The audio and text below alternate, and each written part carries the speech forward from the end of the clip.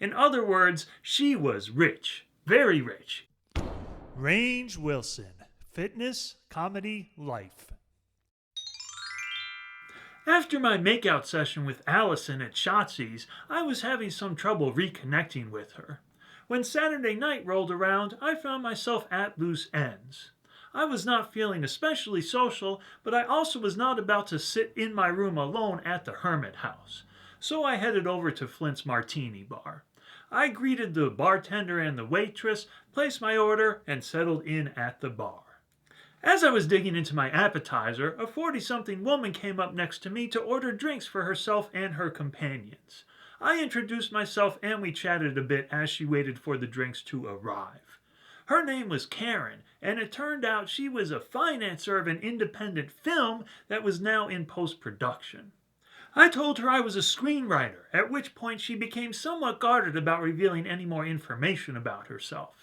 That reaction is typical in Los Angeles for anyone who has enough money to finance a film. I was smart enough not to press the issue, and we chatted about other topics instead. When her drinks arrived, Karen gathered them up and headed back to her companions. But I had managed to impress her at least somewhat during our brief encounter. Later on, she came back to the same spot to place another drink order.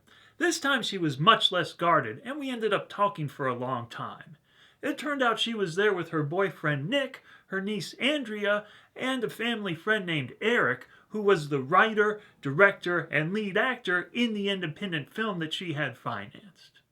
During our conversation, I found out that Karen's ex-husband was one of the creators of the Drew Carey Show. In the divorce settlement, Karen had retained partial ownership of the show. In other words, she was rich, very rich, even by Hollywood standards. She had also made it clear that she was strongly attracted to me. I was not sure where this was all going to lead, but it was definitely worth spending some quality time with her. Karen and I exchanged contact information before we parted ways that night, and it did not take her long to get back in touch with me. The very next afternoon, she sent me an email inviting me to a barbecue at her Santa Monica house. If I accepted, Andrea and Eric would be joining us.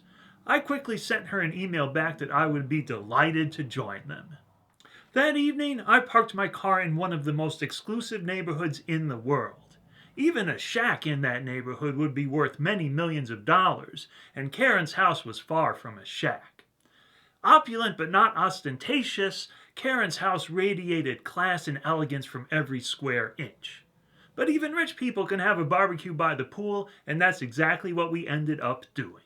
And the fun went on for hours. We all ended up staying deep into the night, eating, drinking, and swapping stories. The only problem was that Andrea seemed somewhat suspicious of me. But I cannot say that I blame her. There are plenty of charming, attractive guys in Los Angeles who would be thrilled to find a sugar mama. In a somewhat strange role reversal, Andrea made me promise that I would not have sex with Karen that evening. Finally, it was time for Andrea and Eric to leave. They tried to get me to leave as well, and all four of us ended up outside the house. But once Andrea and Eric pulled away, Karen and I started making out. Soon enough, I was back inside the house.